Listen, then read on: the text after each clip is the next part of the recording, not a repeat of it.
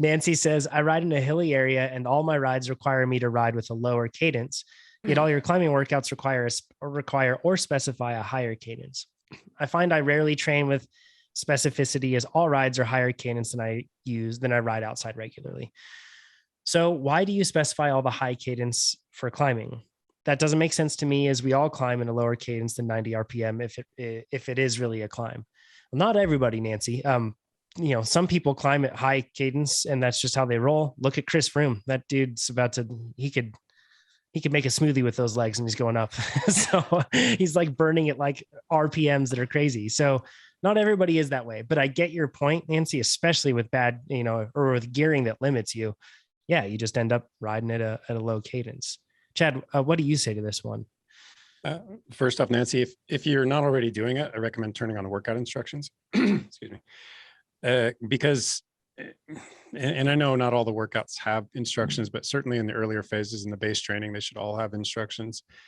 I do try to take this into account. I try to make sure that, things have changed a bit, that you're not always going to ride at the same cadence, and certainly climbing is going to take place at a lower cadence. So I try to sprinkle in, even within the context of a single workout, and then sometimes an entire workout, the climbing drills. And I call them climbing drills because they're specifically not necessarily out of the saddle, but they take place at a lower RPM range, 75 to 85 typically. So right around 80 RPM, because I do recognize the specificity of turning out big watts at lower cadences on climbs. I mean, even if you're geared for it, you may not want to spin. It may not make sense for you to spin at 90 RPM.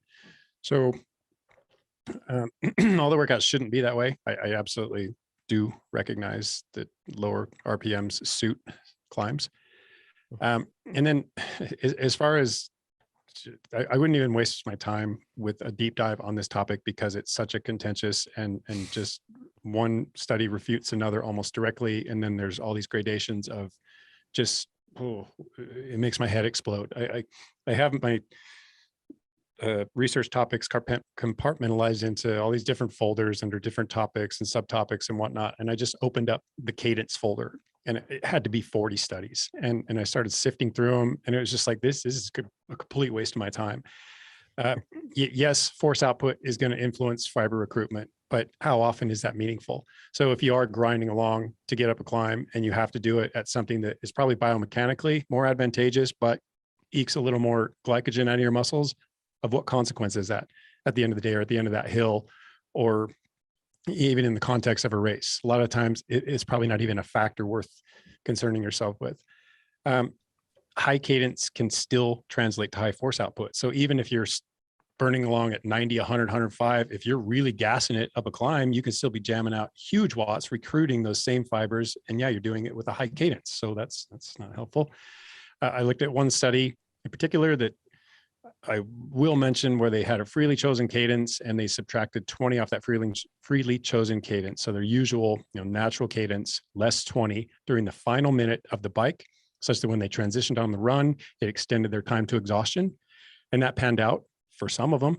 For some of them, it didn't work at all. The energetic cost, the effect on your heart rate, the muscle stress, the minimizing RPE, all of these things are, some studies look at one, if not all of those things and try to figure out where the balance lies. Nobody figures it out. I will note that minimizing RPE seems to head the list in terms of optimum cadence studies. So it all comes back to do what feels best, which, so why even overthink it? And brings me to my point, regardless of what the literature says, just choose what works for you, and look at the fact that even the highest level riders range all over the place. You watch a cyclocross race and you'll see people zinging along in a 90, 100 RPM. You'll see some of them grinding out those climbs because they just can't wrap their minds around a cog any bigger than a 28, and they'll just bury themselves and make it work at the highest level. Sprinters can choose lower cadences during the, when they're hiding in the field so that they have a stronger end of race snap, but it doesn't translate across all sprinters. And then multi-sport athletes, a lot of the time I see the argument that they favor lower cadences so that they can preserve their running turnover, while others actually favor a higher cadence so that they can mimic their running cadence. So again, there's just nothing that's so conclusive as to say there's a proper cadence to seek out. Rather, kind of do what works best for you. Cadence is like there are some people who are so dogmatic about it, right? Have you ever had experienced that? Where some people have pulled me aside at races and talked literally 30 minutes about why we should train people to do high cadence all the time. And just, I think it's usually generational too. There's some generations who don't care. There's other generations who very much care. Like they learned one way, or like maybe when they were coming up, there was like, that was the thing. And they've kind of stuck with that through. Not everyone. This is not like, I'll say this is like 2% of less than 1% of cyclists. You know what I mean? But some people though, they live and die by like, cadence is the thing that will make you faster. But to Chad's point, one, there's evidence all over. The top pros do it all different ways, and studies show all different ways too. There's not like something where training more makes you faster, right? Versus not training. That's pretty definitive, is if you train, you're going to get faster than not training. One tendency that we do see is with newer athletes, they tend to spin at a lower cadence. And even at a point where it's like it's not healthy or productive, because they may be, they haven't had time to really focus on technique or anything else yet. They may be pushing too hard of a gear, too much force for the amount of speed they have. They could reduce some of that force, increase the speed, still keep the same power, but possibly, not do so much damage to joints or anything else. Now, that said, when you're becoming an experienced cyclist, and I've been an advocate for this, I like to be proficient at a wide range of cadences, because in different races, different scenarios will be presented, and I want to be prepared for that.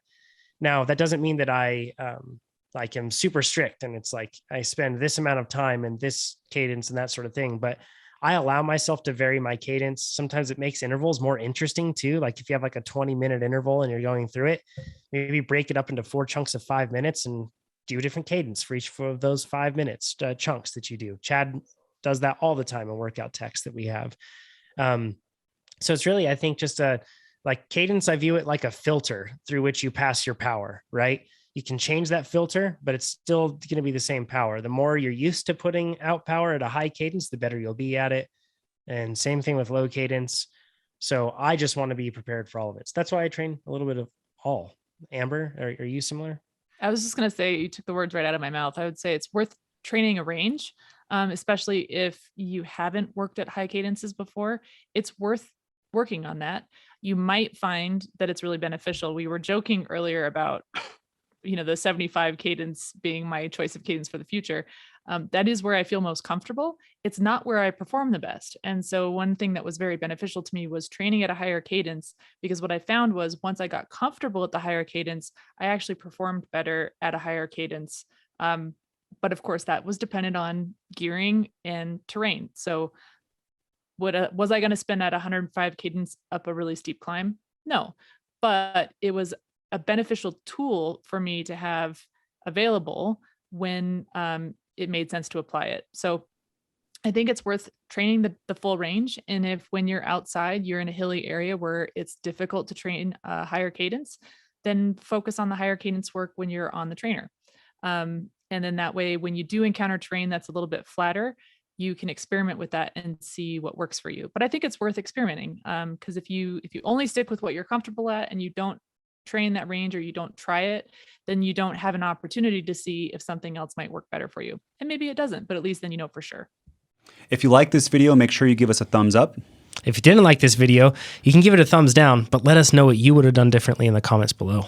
If you want to see more of these videos, make sure you subscribe to our YouTube channel. And if you want to become a faster cyclist, check out TrainerRoad.com. Do it.